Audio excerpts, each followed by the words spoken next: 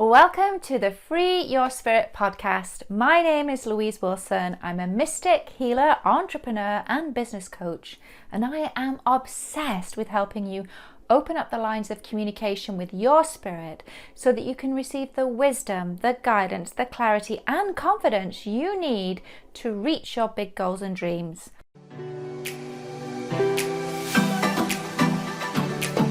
Hey, welcome everybody to the Free Your Spirit podcast. I'm absolutely delighted this week we have a very special guest, Kristin Fraser. And Kristin is a good friend, and she's a plant-based chef and also known as the Inner Glow Coach. And Kristin uses the inner healing modalities and soul-based nutrition principles to clear the body mentally, emotionally, physically, spiritually, and helps to remove decades worth of stress, unhealthy habits, and trauma. So I'm really thrilled to have Kristin on the program today to talk more about food and how we can use, we are what we eat essentially, and we can use food, how we can use food to sort of elevate our physical energy and also our vibrational energy. Because if you've been in my world for any length of time, you know that I talk a lot about the importance of being able to manage the 4 key levels of our energy, because this is how we communicate with the universe. Everything is energy, as Einstein said. Match the frequency of the reality you want, and you cannot help but get that reality. So we're very fortunate to have Kristin on the program today to talk more about how she can give us tips and strategies on the types of food that we can use to support us in our journey through life. All right, Kristin, thank you so much for joining us. Welcome. Thank you. I'm so excited. I know. Well, I just when we were talking a little bit before jumping on the podcast, and Kristin was sharing, this is her jam, just talking about energy and the power of our food to raise our frequency, raise our vibe. And so I'm wondering, Kristin, if you would maybe just kick off, because Kristin is actually she's a plant-based chef. And I know that might be a lot for people to write. I know for me, I had a lot of struggles with food going back maybe 10, 15 years. I had a very poor relationship with food. I had this belief that I was far too busy to, I'd skip lunches, I'd skip meals because I was so busy. And it was almost like a badge of honor that I wore, that I was far too busy to eat, which was kind of ridiculous. I didn't understand, that it was about fuel for my body. So I'm really curious, Kristin, your journey to becoming a plant-based chef, and would you like to share a little bit more? 100%. And you know what, you're there. I'm so glad you said that, because that was very similar to myself as well. I didn't have any inclination to the importance of food. And I think a lot of women, particularly female professionals, mothers, busy women that are driven, or, so many women are a giver, right? And they're not, they forget and feel like it almost is like a badge of honor that you're just like, I'm too busy to eat, when really that's like the first and foremost thing that we need to do. So I was one of them.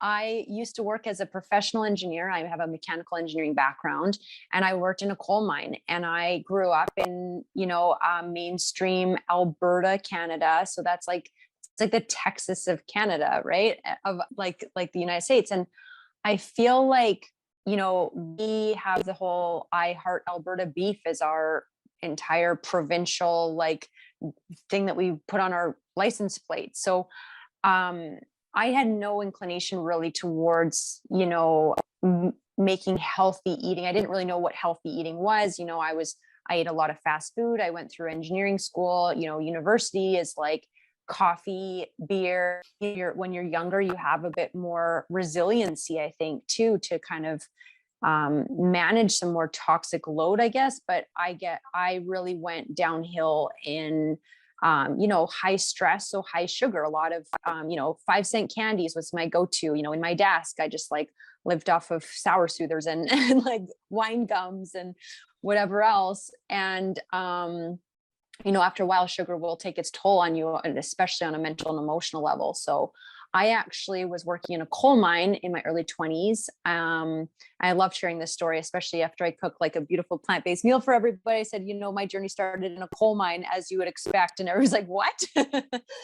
And but it did. I worked as a mechanical engineer, and I worked, I got up at 5 a.m. every day to get up to the mines by 7. And it was large coffees with lots of creamers and sugar. And then you get up to the mines, and it was like donuts were available from all the vendors would come and bring donuts and sandwiches. And I lived off of basically, ham and cheese sandwiches that were from Subway or whatever. And then coming home, it was like beef jerky I'd literally grab beef jerky and come home and drink beer. Like that was, not the most ideal diet. But I always tell people now, when people try to tell me like, oh, I couldn't eat like you. And it makes me laugh, because I haven't met anybody that was actually had worse eating habits than I used to.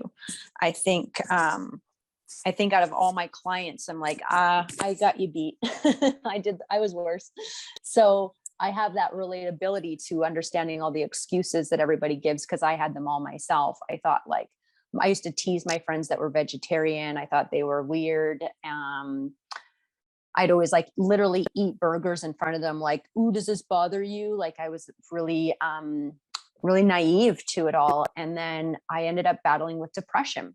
And I say this now, that I was so fortunate to have depression, because it really put my whole life into perspective. And I ended up, my boyfriend at the time actually sent me to a rejuvenation center.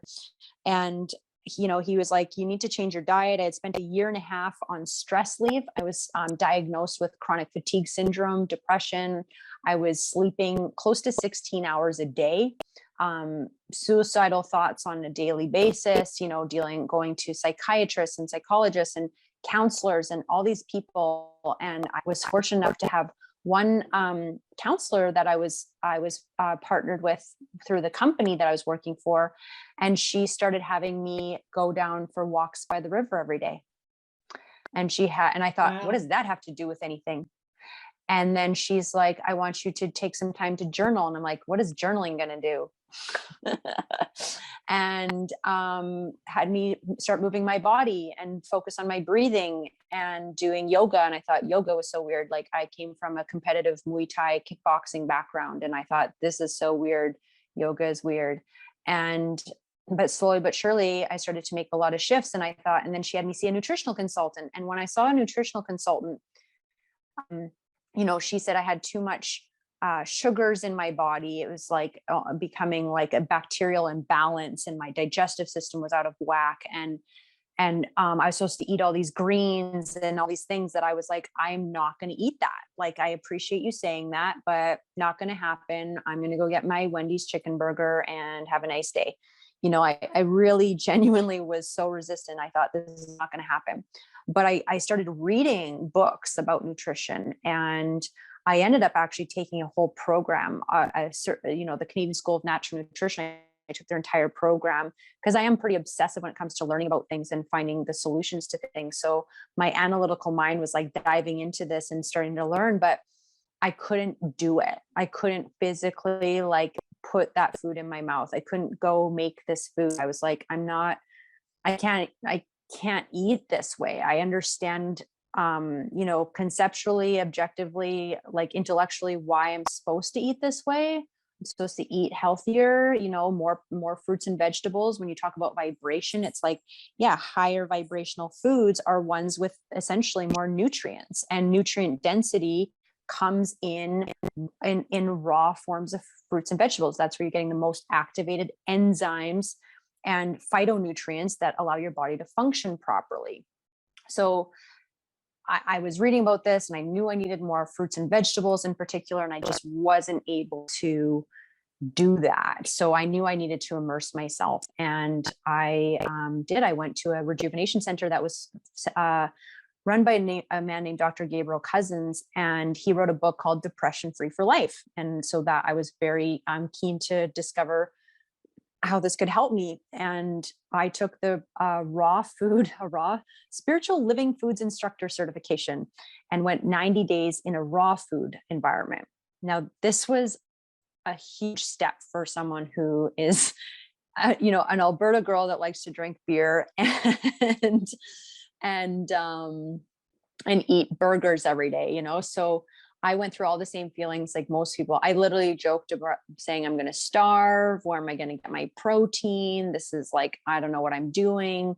But something in my heart just trusted the process. And within 3 days, like no, literally 72 hours, I was sleeping regular sleep hours and I felt like a normal person. So that's a pretty big shift after a year and a half of debilitating, like depression, suicidal thoughts, like feeling just so just like I felt debilitated. I felt like I'm not able to work, I'm not able to function, I couldn't. And that's a really hard thing for A-type personality type people. And I know there's some people that'll be listening that are those driven, driven type of people that feel frustrated and they struggle with why they don't know how to manage the emotional side of things. Why am I emotional? Why am I depressed? Why am I not happy? And it's not a logical way out. You can't think your way out of depression. You have to feel your way through it and learn how to manage yourself with your nutrition and all of these things. So yeah, fast forward 90 days, it changed my life completely. Can you tell us a little bit more, Christine, about food and the relationship then between depression and food? There is a link between, and I love when you say vibration. So from a practical standpoint, when people are hearing that word vibration, some people aren't sure what that means. When you think about your life from an emotional standpoint, even a financial standpoint, if you look at your finances as a vibration, there's high vibration. Let's say that's more finances, allowing more income into your life. That is a vibration. When you are in a relationship, there's a vibration there. Vibration is in everything, including food, and everything in your life, from a financial standpoint, relational standpoint, your dharma or your purpose, right? If you want to find your purpose, everything is in a relationship to that vibration. Now, when you think about food and the way you nourish yourself is your first and foremost relationship. How it's an act of self-love. And when you can cultivate that relationship with yourself and truly nourish yourself and build that new relationship. And what I didn't realize is, I didn't realize what a sabotaging relationship I had with food. I just thought this is what I like, and I can't imagine liking or enjoying this other food. Like I can't imagine eating a salad. I thought plant-based food was like carrot sticks and celery sticks. But when I realized that's not at all what it is, and you're able to actually go through the process of detoxification. So detoxifying not only the physical self, but that detoxifies the emotional self as well, and the spiritual self. So things like spiritual fasting is something that I coach people through as sort of the precursor to even have the conversations about what to eat afterwards, because your body will actually go through a physiological shift. But that relationship and that shift of how you choose to nourish yourself is so significant and imperative if you want to live out, your purpose and live out your financial success. Can someone be unhealthy and have financial success? Sure, absolutely, that exists. Can someone be maybe unhealthy and have a successful, happy relationship? Sure. But can you truly live in a pure state of joy and really understand?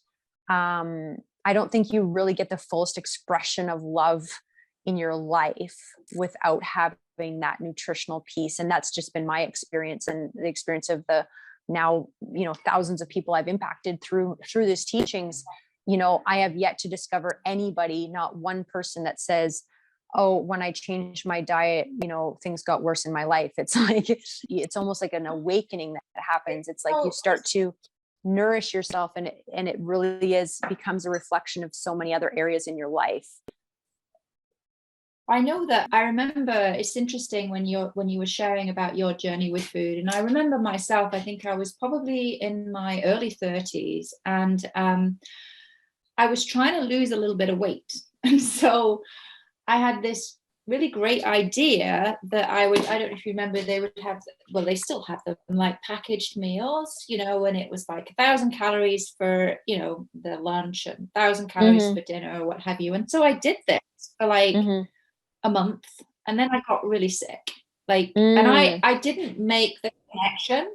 It was a while before I actually made the connection between what I was eating and, but I ended up having sort of like chronic fatigue, and even just to get up off the sofa to do dishes brought me to tears. It was just my body just wasn't functioning properly. So it was really interesting that that you shared that too. I'm sure that a lot of people, listeners and our viewers here, probably maybe also had similar experiences.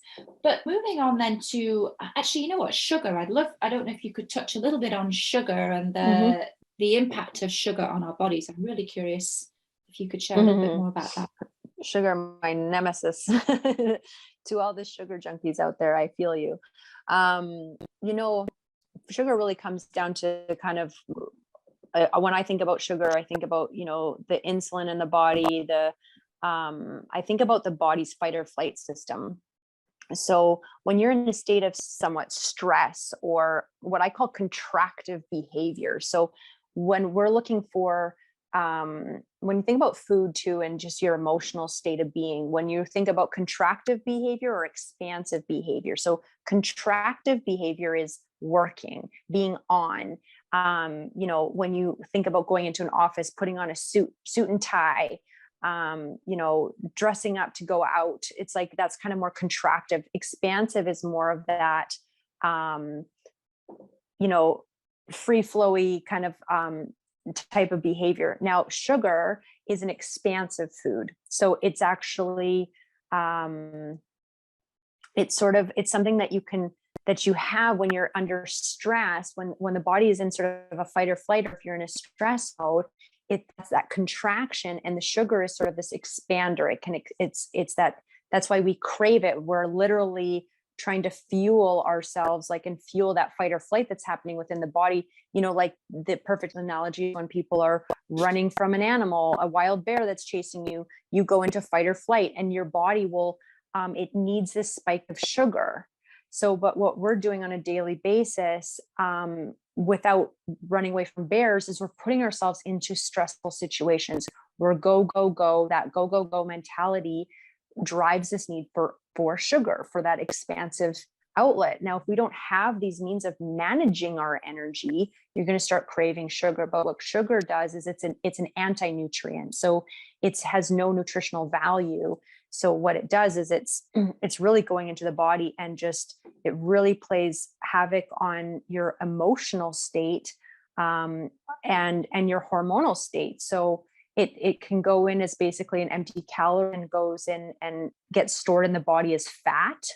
So from a physical standpoint, it's literally just stored as fat. But it really plays a huge role on your emotional state, and can really wreak havoc and it cause a lot of imbalances in your emotions. And that's where depression can come into play. So a lot of people who have sugar addiction can end up dealing with depression. Now, that's not always the case. There's not everybody who eats a lot of sugar can be depressed, but if you read the book Depression Free, really goes into depth on how sugar really affects the brain and the mood and that kind of thing. And what I tend to help people understand is where that craving is coming from in the first place. And that's basically that stress, like that internal stress. When you're able to manage that internal stress in other ways, you no longer crave the sugar, and it's the best thing ever. Like, that's the thing. When you get to the root of the stress, and you're able to express or breathe, that's why breath is so important. A big part of my own coaching is we do a lot of a breath and trauma release that actually changes your physiology from and releases a lot of this stored stress in the body that's craving the sugar in the place, as well as your the bacteria imbalances in your gut as well. You can get, when you have an unhealthy gut bacteria, you get candida overgrowth or whatever, then it starts craving sugars to keep it fed. And then that's also where you can really get an imbalance, because you'll be craving it and you think it's just a taste bud thing. Like, I'm just craving sugar, but it's a physiological craving. Like, your gut is literally out of balance, and it's like it's starving for that sugar to feed the candida, which is also part of like the gut brain connection is what's causing the depression. So it's a vicious cycle. Breaking sugar addiction is a tricky one for a lot of people. How long would it take to typically to sort of be able to get yourself off sugar? Like, That's a great question. A timeline? It's, yes. You know what, for the way I work with clients is, it doesn't take very much time. There's a process. So for example, I could tell you 3 days. 3 days, you can be off of sugar and you can really lose that physiological craving. But, going through for example, I guide people through juice feasting experiences that really help on the physiological side of things and the emotional side. Then I guide them through the breathwork processes, which help them to that root of why they're craving it in the first place. Usually for me with clients, it's a 30-60. I work with people for a 90-day process to really integrate it all, because what happens is you can get off sugar in 3 days, but if you don't deal with the underlying emotions that you're feeding in the first place, if you're not understanding your stress responders, all of those things, you can easily fall back within another 2 days. So it's kind of, that's why I tend to think I found a 90-day window is very conducive to like long-term success and building habits towards keeping it as a maintenance thing to come on, to keep not out of your life, but have a better relationship with. That's so interesting and so helpful for our listeners and viewers to hear more about. I'm curious too, because I know, I do, a number of listeners and viewers have issues with sleeping, and something that you mentioned earlier was just the power of food to assist in having a good night's sleep. I wonder if you could talk a little bit more about that, because for me, from my perspective, the work that I do is very much about supporting people in connecting with their spirit while they're sleeping, so I know, having I love a good that. night's sleep, big piece of this. And I know so many people that actually struggle to get a good night's sleep, and then they can't actually remember their dreams. So what would you suggest there? Any tips that you'd like to give our 100% viewers around how they can support them with their sleep habits? So getting a better night's sleep? Yeah, of course. I mean, for sure. I mean, the same thing. It really, sleep, in my opinion, people who have difficulty sleeping have a difficult time unwinding, and unwinding is usually coming down from their stressful states. Now, stressful states can be triggered or like brought, same with that contractive behavior I was talking about. Things like sugar is also going to hinder your sleeping ability. Things like caffeine, stimulants, are typically the things to quote unquote avoid when you are trying to get better sleep habits. But again, I think when you think about food can be either a stress on the body or it can be soothing on the body. It's either heal or it's something you need to detoxify from. So when you're having things like any packaged food, processed foods, all of these things are going to ultimately hinder sleeping behaviors, because you're putting foods into your body that are causing stress on the body. So they can almost be sedating. So sometimes they can help you sleep. Sometimes when people are like sedate themselves with food, right? Having a big turkey dinner is going to like knock you out, but you're not getting the depths of calm sleep connected, like what you're talking about. You're talking about like connecting to source. You're talking about connecting on a deeper level. And that to me requires a much cleaner diet. So having more fruits and vegetables, and the thing is I think a lot of people don't realize how beautiful your meals can be that can still be plant-based, how you can have Thai curry dishes, and you can sell plant-based burgers, and you can have pasta dishes, and you can have all of these different varieties of food, stir fries and delicious meals. And it doesn't have to be this like, okay, now I have to sit there and eat celery sticks all day when when you think about plant-based foods. But you can have these beautiful meals that are more nutrient dense, that are absolutely more conducive to better sleep, more soul connection, and keeping your vessel clear, right? That's the thing. You have to look at your body as a vessel to the divine.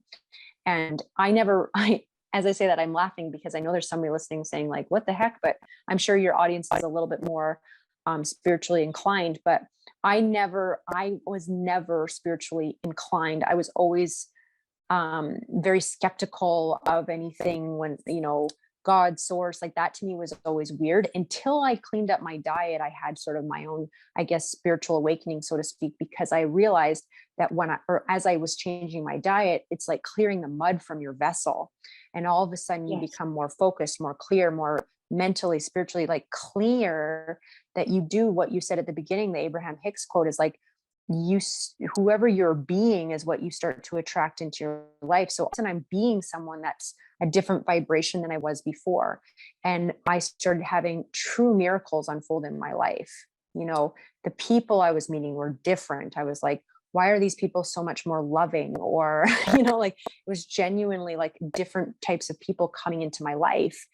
And so as you clear your vessel, as you truly think about it that way, you're going to end up having better sleep patterns. You're going to have more connections to that source and that divine energy within yourself. It's so interesting because I know myself, going back again to my 30s, I was definitely, I would describe myself as very disconnected. I was very lost too. Like I had a sense there was something more for me in life, but I just didn't know what it was. And I remember I used to speak, do public speaking in the job that I had, and I would have these massages the night before, completely relax me. And the woman was amazing, but she was a healer. I didn't know that. I know now, knowing more about healing work and being a healer myself, but she said to me at the end of one massage, you need to feed your soul. And I'm like, right. Yeah, right. I just couldn't, that language, that terminology was just like, and I was talking to my friends, and laughing about it because it just seemed so far removed from who I was. And it actually took, a traumatic event in my life to really push me to start to embrace more of my spiritual self. When you feel you've lost everything, you've nothing left to lose. And so that was when my spiritual journey began. It sounds like similar for you, and probably, for many of our listeners too, that there are those defining moments in our lives that kind of push us to, I think, really step out from the physicality of who we are to embrace, more of that the spiritual side of ourselves. 100%. And I'm going back though with sleep, because obviously this is, I work in the realms of the dream time with my clients, and I work with my dreams nightly. But I'm curious too about there's one thing that popped into my mind when you were talking about things to do to get a good night's sleep. But I remember having a Chinese medicine and acupuncture because I had issues with my stomach because I wasn't eating properly. And one of the things he said to me, and I didn't understand it at the time, I understood it subsequently, was that he said to me that I shouldn't, I should avoid putting cold, digesting cold things, maybe before going to sleep.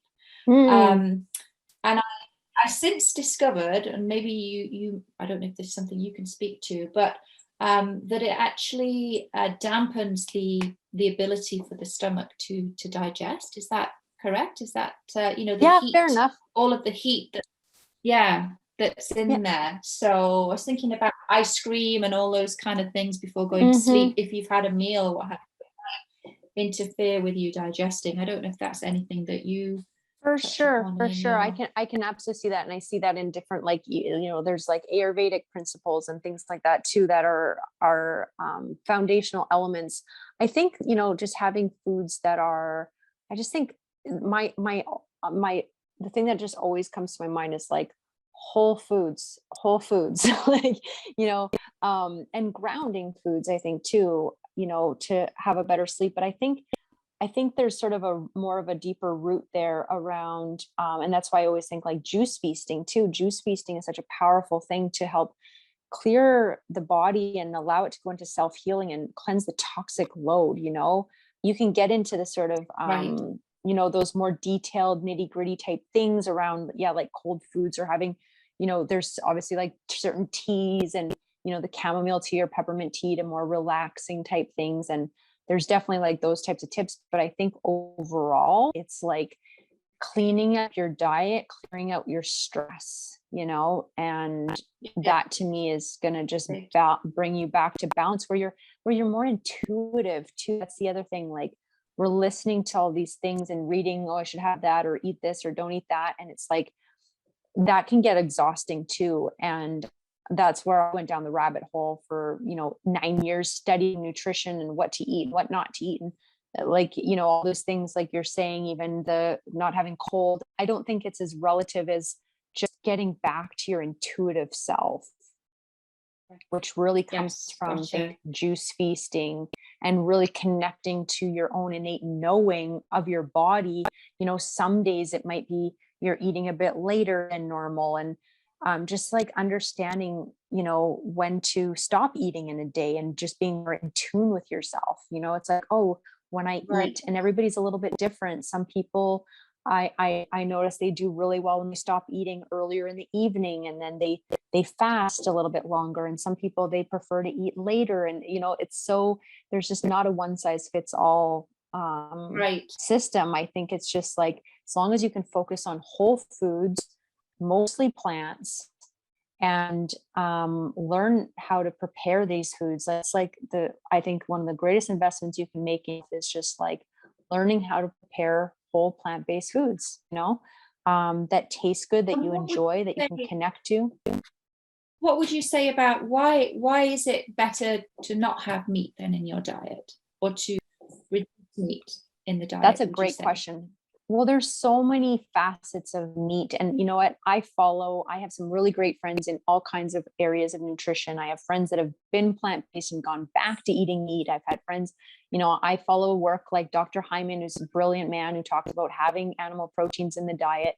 But I think for me, it's like, so I always say like proof is in the pudding, and your experience is going to dictate anything beyond what you read about. And for me, when I went plant based, I had no idea what impact it was going to have on my life. And it was so transformational for me in the sense that, and Dr. Cousin speaks about animal proteins on a spiritual level of like consuming the flesh of another animal. It's you're consuming something that's essentially dead, right? So consuming something dead in your body, you're also consuming the fear of that animal, perhaps killed in, like most animals, when they're killed, they're actually instilled with fear when they're first killed. And all that fear, all that emotion, all that death is essentially going into your body. So you're consuming, if you look at it like that, like I'm consuming dead animal flesh, like that intuitively doesn't feel right to me,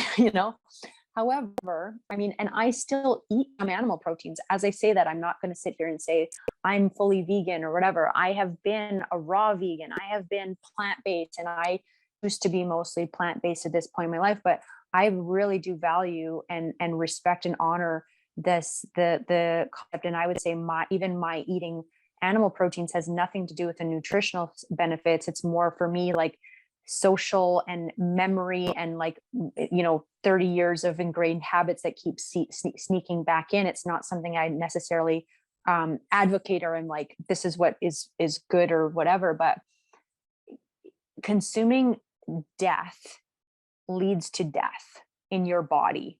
So I feel like there's no life force in animal meat, in the meat of an animal. So for me, from a spiritual standpoint, and that's where there's a lot of spiritual texts on this that talk about, again, if you're having this, like this vessel for the divine, it's like meat doesn't really digest even in our guts. It actually putrefies. It's not something, unless you have a high fiber diet, meat actually goes into our digestive tract and just putrefies and rots. And so unless you have fiber that's really pushing it through, and that's where a lot of illness and disease come into play. And if you look at like the teachings of a lot of different doctors, like Dr. Michael Greger has a great book called How Not to Die. And there's tons of scientific research studies that showcase that when animal proteins were taken out of the body, the death rate, or the incidences of heart disease, cancers, all these things are lowered so drastically. So they're looking at eating so much animal carcass. And it's funny to say it like that, right? We say meat, but it's animal carcass when you look at what it really is. And so it's like consuming animal carcass causes more illness and disease in the human body. Now, so whatever your, different beliefs are around that, to me, no matter who we are, whether you choose to eat animal products or not, it's like understanding that you're not consuming life force. And the people that have the longest, longevity, the blue zones, they're eating predominantly plant-based foods. The amount of animal proteins that they're eating is so minimal. And so to me, that's a huge case point. But for me personally, when I removed animal proteins from my diet, I had never felt so good in my life. Period. End of story. Right. So it's kind of like, and then when I put them back in, I felt the sluggish again. I get the addictive behaviors come back. When you look at animal protein as well, it is just 100% protein. There's no carbohydrates and there's no fats. Oh, there's fat, but it's like, when you're having such high protein, that's where also sugar cravings come in, because it's the spectrum that we have kind of fulfill, right? So from a nutritional standpoint, there's a great book called Food and Healing by Dr. Anne-Marie Colbin. That's the culinary school I went to on food and healing in New York. And Dr. Anne-Marie Colbin really had a great diagram around why we crave sugars after, big steak protein meal, you're craving sugars to kind of fulfill that nutritional profile. Whereas a plant-based protein is more balancing and feeling more stable, and you don't have as many of those cravings because you're getting this more nutritionally balanced protein. So for me, it was like, personally, I felt like I was just operating at another level that even to this day, I could probably never recreate that, like to the level I was when I was a raw plant-based. Because I was eating such high vibrational foods that you're just in another realm of feeling. And the idea of putting something dead in my body became incomprehensible. Like something I was like, like I physically, and this is a girl that used to eat a burger like every day. I physically could not comprehend putting something like that in my body anymore. And that was my intuitive guidance that started to shine through. So it's like not something I read in a book. It's just something I started to experience as detoxified from the physical addiction that meat can become in your diet, in your life. It's like, I didn't realize how much of an addiction it is, that meat is like this. But that being said, some people, it's like, whether you look at it from a nutritional standpoint, a spiritual standpoint, animal rights standpoint, there's so many factors that come into play. And I think it's important that people address what their values are around food and what their values are around animal intake. It's a personal choice. It's a really deep personal choice, and to get really honest with yourself and also understand all facets of what that entails, and those choices, what they really entail. But for me, from someone who battled with depression for so long and then took meat out of my diet and felt like $1 million, and then my life completely changed, it's like hard to, that's just made a lasting imprint on my psyche and my being around what I want to put in my body. Wow. Well, that's amazing, Kristin. Thank you so much. I mean, it's been really enlightening and eye-opening just to hear your perspective, right, on your journey to being a plant-based chef and to having a plant-based diet predominantly. I wonder if just in closing, maybe if you would like to share with viewers where they can find you. Come find me. Instagram. You know what? You can come find me on Instagram at Kristin Fraser. It's spelled like Kristin, Kristin, Fraser 11. But go to innerglowgetter.com or join me on Facebook. And Facebook, I have a Facebook community. If you find me on Facebook, it's the Inner Glow Testing Kitchen. That's where I do a lot of, recipe demos and free trainings and stuff. Every week we have free training in there. So that's a great place to kind of stay connected if you want to come say hi. But yeah, that's probably the best places. Awesome. Right on. Well, I really appreciate you coming and sharing your wisdom, your perspectives here on the Free Your Spirit podcast. And I'm sure viewers and our listeners, if you have comments or would like to share, your takeaways from this episode, feel free to share those in the reviews. And just want to say thank you once again to Kristin for joining us. And thank you, listeners and viewers, for tuning in.